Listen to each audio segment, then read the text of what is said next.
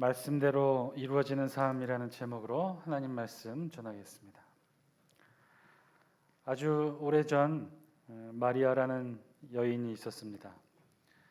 이 마리아는 한 남자를 만나는데요. 고대 중동 유대 사회에서 흔히 만날 수 있는 그런 만남이었습니다. 먼저는 양가 부모들이 먼저 만나 자녀들이 아주 어렸을 때 자녀의 결혼을 결정짓고 나이가 장성하여 양가 부모의 인정 아래 얼굴도 모른 채 만나는 그런 만남. 얼굴도 모른 채 만나는 만남이었지만 마리아는 이 요셉이라는 남자가 마음에 들었습니다. 마음이 따뜻한 남자였고 배려할 줄 알고 이해심이 많은 그런 신실한 남자 요셉을 마리아는 마음에 들어 했습니다. 여자를 위할 줄 알고 사랑의 마음으로 자상하게 표현할 줄도 아는 그런 남자 요셉을 마리아는 정말 마음에 들어 했습니다.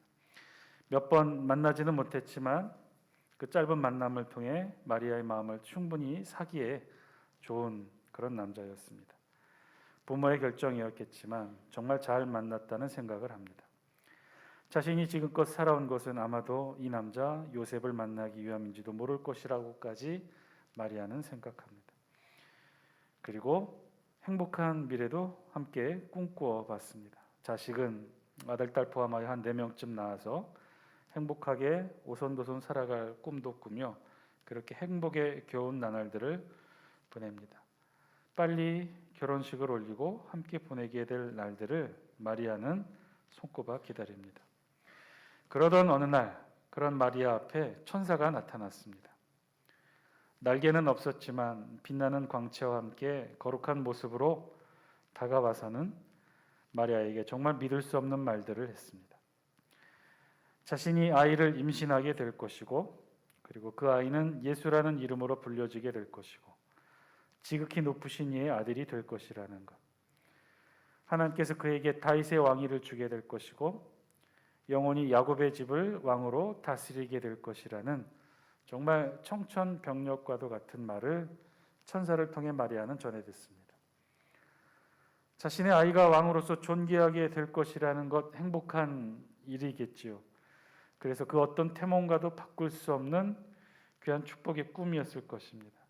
그러나 자신은 지금 처녀의 신분이고 아직 남자를 가까이 하지 못했던 그녀는 이 사실이 두렵게만 느껴졌습니다.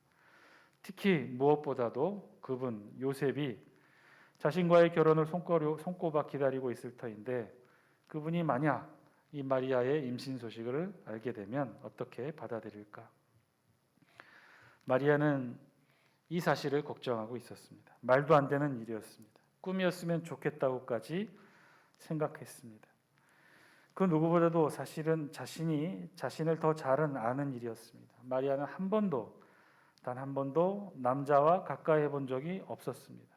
특히나 요셉이 짧은 만남이지만 나를 그렇게 아껴주고 지켜주었는데 내가 어떻게 결혼도 안 한 내가 처녀로 아이를 낳을 수 있을까? 마리아는 믿을 수가 없었습니다. 아니 믿기 싫었습니다. 그래서 마리아는 용기를 내어 천사에게 이렇게 되묻습니다. 나는 남자를 알지 못하니 어찌 이 일이 내게 있으리이까? 저는 지금까지 남자와 함께 있어 본 적이 없습니다. 그런데 내가 어떤 방법으로 아이를 임신한단 말입니까? 놀라고 당황한 그러나 당당히 말하는 마리아에게 천사가 무거운 어조로 말합니다. 성령이 내게 임하시고 지극히 높으신 이의 능력이 너를 덮으시리니 이러므로 나실 바 거룩한 이는 하나님의 아들이라 일컬어지리라. 마리아는 순간 자신의 길을 의심하지 않을 수 없었습니다. 처녀인 자신이 아이를 임신했다는 사실도 믿기 어려웠는데 그런데 자신이 낳게 될 아이가 하나님의 아들이라니. 마리아는 짧은 순간이었지만 많은 생각들이 스쳐 지나갔습니다. 이 일이 정말 하나님의 하시는 일이라면 어쩌면 이 일은 정말 내게 이루어질 것이다. 나는 처녀로 아이를 낳게 될 것이고 그리고 그 아이는 하나님의 아들로 태어나겠지. 하나님의 아들로 불려지며 존귀한 삶을 살게 될 것이라는 말은 사실 마리아의 마음에 크게 와닿지는 못했습니다. 하나님의 아들이 자신에게서 태어난다는 사실조차도 마리아는 지금 이 순간 이해될 수 없었을 뿐만 아니라 그것은 마리아 자신에게 지금 이 순간 그리 중요한 문제가 아니었어요. 그보다 더 마리아의 마음을 무겁게 짓누르고 있는 사실은 결혼을 앞두고 남편이 될 요셉이, 결혼을 앞에 둔 남편 요셉이 버젓이 있는데, 약혼한 요셉이 버젓이 있는데 덜컥 먼저 아이를 낳게 된다는 사실이 마리아의 마음을 무겁게 했던 것입니다. 하나님이 하시는 일이라면 이 일은 반드시 이루어질 것이다. 그러나 이 일을 내가 감당할 수 있을까? 그분 요셉은 이 일을 어떻게 받아들일까? 이 사실을 믿어줄까? 만약에, 정말 만약에 그분이 믿어주지 못한다면 나는 어떻게 될까? 그분이 나를 받아주지 않는다면 나는 어떻게 될까? 전통과 관례대로 나는 마을 사람들 앞에서 돌에 맞아 죽게 될 텐데. 아니, 사실은 죽음도 두렵지 않았습니다. 죽음보다 더 두려운 것이 있었습니다. 어쩌면 자신의 삶 가운데 느꼈을 가장 행복한 순간을 지금 마리아는 이 약혼 기간에 보내고 있었는데, 요셉을 만나 삶의 기쁨과 새로운 미래와 꿈과 소망을 지금 처음으로 느끼고 꿈꿔왔는데, 이제 자신에게 일어날 일들로 인해 그 모든 것이 사라질 위기에 처했다는 생각이 온통 마리아를 지배했습니다. 그래서 마리아는 슬펐습니다. 원망의 마음도 들었습니다. 왜 내게 이런 일이 생겨야 하는 것일까? 자신은 그저 평범한 삶을 살았다고 생각했는데, 뭔가 큰 일을 하기 위해 거룩한 삶을 산 것도 아닌데 왜 내게 이런 일이 생겨야 하는 것일까? 차라리 나는 감당하지 못할 일이라고, 이런 일을 감당할 다른 사람을 찾아달라고 애원해 볼까? 아니, 나는 이런 일에 합당치 못하다고, 이런 일을 감당하기에는 충분한 정결함을 갖지 못하다고 혹시 거짓말이라도 할까? 그냥 그 자리에 주저앉아 울어버리고 싶었을지도 모릅니다. 짧은 순간, 아주 짧은 순간, 주저하는 그 순간 천사 가브리엘이 마리아에게 말합니다. 하나님의 말씀은 능하지 못하심이 없느니라. 그 말씀 한마디가 마리아의 모든 생각들을 잠재워 버렸습니다. 하나님의 말씀은 능하지 못하심이 없느니라. 전능하신 하나님의 능력에는 능치 못하심이 없다. 하나님의 능력이 이 일을 하신다면 이 일은 반드시 이루어질 것이다. 그리고 이 일뿐만 아니라 마리아, 내가 걱정하는 모든 근심과 걱정 또한 능치 못하심이 없는 하나님의 능력이 해결해 주실 것이다. 그토록 걱정했던 요셉에 대한 불안함조차도 하나님께서 해결해 주실 것이다. 믿어보자. 아니, 믿어야 한다. 이 일이 진정 하나님이 하시는 일이라면 그 모든 과정도 하나님께서 해결해 주실 것이다. 그리고 마리아는 자신도 모르게 입술을 열어 하나님 앞에 고백합니다. 주의 여종이오니 말씀대로 내게 이루어지이다. 기독교 2000년 역사에 있어서 가장 큰 이슈가 되었던 사건, 2000년 기독교 역사상 가장 큰 스캔들, 그것이 오늘 본문에 나오는 마리아 처녀 잉태 사건입니다. 이 사건은 기나긴 기독교의 역사에 있어서 많은 사람들에게 회자되었던 가장 큰 사건이었습니다. 온 인류를 구원한 예수 그리스도가 처녀에게서 잉태되었다는 사건은 사실 많은 사람들에게 복음의 의미를 더해주는 사건으로 기억되기보다는 초대교회 우리 신앙의 선배들조차 숨기고 싶었던 그런 사건이었습니다. 반면에 기독교를 박해오던 유대교의 적대자들에게는 너무나 좋은 가십거리였을 것입니다. 처녀가 아이를 낳았다? 이 말은 어떤 하나님의 신비한 능력을 알려주는 말이기보다는 상대적으로 다른 의미를 전달하기 더 쉽기 때문이었습니다. 왜냐하면 처녀는 결코 아이를 낳을 수 없기 때문이죠. 만약에 처녀가 아이를 낳았다면 그것은 둘 중에 하나였을 것입니다. 하나는 기적이거나 아니면 불륜이거나. 보통의 경우 당시의 사회에, 유대 사회에 많은 일상의 일들이 있어서 처녀가 아이를 낳는 일, 사실은 그리 흔하지는 않았습니다.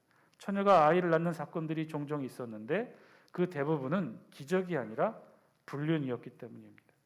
따라서 처녀가 아이를 낳았다, 예수 그리스도는 처녀에 의해 잉태되었다, 이 사건은 복음 전파에 도움이 되었기보다는 오히려 걸림돌이 되었을 것입니다. 아니, 우리 초대교회가 숨기고 싶었던 불편한 진실이었을지도 모릅니다. 알리고 싶지는 않았지만 그러나 어쩔 수 없는 사실, 믿음과 신앙의 눈으로 보기에는 조금은 자신 없어하는 부분이 바로 이 마리아 처녀 잉태 사건이었습니다. 그러면 하나님은 왜 이런 방법을 택하셨을까요? 그것도 그냥 처녀가 아닌 약혼한 처녀 마리아를 선택하신 이유가 무엇이었을까요? 카톨릭에서 말하는 것처럼 마리아가 정말 거룩하고 성스러워서였을까요? 카톨릭에서 추앙받는 마리아의 모습은요, 실제 사실이 아닙니다. 카톨릭에서 말하는 것처럼 정말 하나님의 아들 예수 그리스도를 낳은 마리아가 성모로서 추앙받아야 했다면, 그래서 다른 인간들과는 다른 어떤 특별한 존재로 인정받고 추앙받아야 했다면 마리아는 예수 그리스도 출생 이후 요셉과의 관계를 맺지 말았어야 합니다. 그러나 마리아는요, 그 요셉과의 관계에서 여러 명의 자녀를 출산합니다. 실제로 우리 성경 마태복음 12장 46절 이하에는 공생의 사역을 막 시작한 예수를 찾으러 온 마리아와 그 예수 그리스도의 실제 친형제 동생들이 언급되어 있어요. 예수님이 막 공생의 사역 초기 사역을 하러 회당으로 말씀을 전하러 가셨어요. 그런데 마리아와 그 동생들이 예수님을 찾으러 온 거예요. 우리 초기 성경의 앞부분에 요셉에 대한 언급이 예수님의 출생 기록 이후에는 없는 것으로 보아 학자들은 아마도 남편 요셉은 어린 자녀를 낳고 사별한 것으로 추정이 됩니다. 그렇다면 예수님은 그 집안의 장남이 되었을 거예요. 밑으로는 어린 동생들이 있고 옆에는 점점 나이를 먹어가는 어머니 마리아가 있었습니다.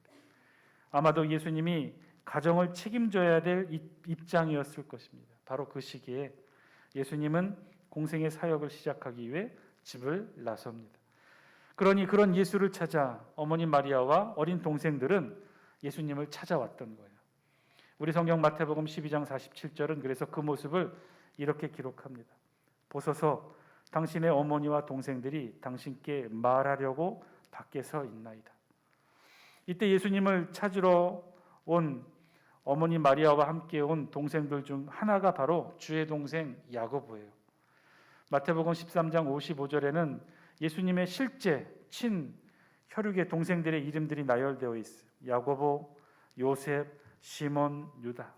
이 중에서 바로 예수님 바로 밑에 있던 동생 야고보, 초대교회의 아주 중요한 역할을 하는 인물이 됩니다. 비록 사도는 아니었지만 주의 동생으로서 베드로와 함께 초대 예루살렘 교회를 이끌어가는 중요한 인물로 우리 성경에 기록됩니다. 카톨릭에서 말하는 것처럼 마리아가 특별한 성모의 역할을 해서 예수 그리스도를 낳았다면 그 이후에 출생하지 말았거나 아니면 그 이후에 출생한 예수님의 동생들도 특별했어야 했겠죠. 그런데 그렇지가 않았어요. 카톨릭이 말하는 성모로서 그래서 마리아가 특별했기 때문에 선택되어진 것이 아니었어요. 마리아는요, 당시 유대사회의 평범한 여인이었어요. 그저 유대사회 어디서나 흔히 볼 수 있는 그런 여인이었어요. 특별히 거룩하지도 않았고 특별히 미모가 뛰어나지도 않았어요. 그저 평범한 유대사회의 한 여인이었습니다. 당시 유대 여인 중 누구나 될 수 있는 그런 여인이었어요. 하나님은 그런 여인들 중 하나를 선택하십니다. 약혼은 했지만 정결과 순결을 지키고 있던 여인 마리아를 하나님이 선택하십니다. 그리고는 전적인 하나님의 은혜로 위대한 예수 그리스도의 탄생을 마리아를 통해 이루어내십니다. 그것은 하나님의 전적인 은혜와 선택의 사건이었습니다. 마리아가 특별히 기억되는 것, 마리아가 우리 성경에 기록되는 특별한 이유 중에 하나는 바로 오늘 우리 본문에 있습니다. 그것은 마리아가 어떤 특별한 출생의 비밀이 있거나 마리아가 카톨릭이 말하는 것처럼 특별한 능력이 있어서가 아니었어요. 마리아가 정말 특별한 이유는 바로 오늘 우리 본문에 기록된 그 말씀의 내용이에요. 자신에게 닥쳐온 이 얼토당토 않는 사건들, 하나님의 능력으로 하나님이 일으키실 그 기적들을 자신의 몸이 처녀의 몸으로 하나님의 아들을 잉태하게 된다는 이 놀라운 청천벽력과도 같은 이 소식을 천사로부터 들었을 때 마리아가 그 사실을 어떻게 받아들였는지, 마리아는 그 사실을 하나님의 말씀으로 받아들입니다. 그리고 이렇게 고백합니다. 주의 여정이오니 말씀대로 내게 이루어지이다. 자신에게 닥친 정말 말도 안 되는 사건을 마리아는 하나님의 말씀으로 받아들입니다. 온몸으로 받아들였습니다. 그리고 그 하나님의 말씀에 순종합니다. 그리고 그 사건을 하나님이 자신에게 행한 기적으로 여겼고, 그리고 그 사건을 이루어냅니다. 사랑하는 장수교 성도 여러분, 마리아가 정말 위대하고 마리아가 정말 우리 성경에서 주목받아야 되는 내용은 바로 이 부분에 있습니다. 마리아는요, 자신에게 일어난 일들을 하나님의 말씀으로 받아들였고, 그 말씀이 자신의 삶 가운데 이루어지기를 신앙의 고백으로 하나님께 표현해냈던 거예요. 진짜 기적은 바로 이 마리아의 고백에서부터 이루어집니다. 사랑하는 장수교 성도 여러분, 이 시간 말씀을 통해 우리의 삶도 저와 여러분들이 비추어 볼 수 있게 되길 바랍니다. 우리의 삶 가운데도 실제 많은 일들이 일어나죠. 그냥 그렇게 스쳐 지나가는, 기억도 못하는 작은 사건과 일들이 있기도 하고, 때로는 감당하기 벅찬 커다란 사건들도 우리 삶 가운데 있습니다. 어떤 이들을 보면 신문에 오를 만큼 큰 기적적인 사건들도 일어납니다. 기도로 암을 치유했다거나, 경제적 위기에서 정말 예기치도 않은 도움의 손길로 위기를 모면하거나, 방언을 한다거나, 뇌경색으로 쓰러졌다가 기적적으로 걸어다니는 경우를 우리 보기도 합니다. 기적이라 할 만한 큰 사건들에서부터 일상의 소소한 작은 일들까지 우리 삶 가운데는 참 많은 일들이 일어나고 있습니다. 그런데 그 많은 일들 가운데 혹시 하나님은 2000년 전 마리아를 선택했듯이 지금 이 자리에 앉아있는 우리 중 누군가를 하나님의 전적인 은혜로 선택해서 하나님의 사역들을 기적으로 이루어내고 있지는 않을까요? 마리아처럼 기적의 사건들을 하나님이 우리의 삶 가운데 이뤄내고 있지는 않을까요? 목사님, 우리에게는 기적이라 불릴 만한 일들이 없습니다. 우리의 삶은 그저 평범한 일상입니다. 그냥 아침에 일어나서 밥 먹고 출근하고 일터로 나가고 학교 가고 직장 가고 장 보고 때 되면 주일에 교회에 나가 예배를 드리는 것, 그런 아주 흔한 일상의 일들만이 우리에게는 있습니다.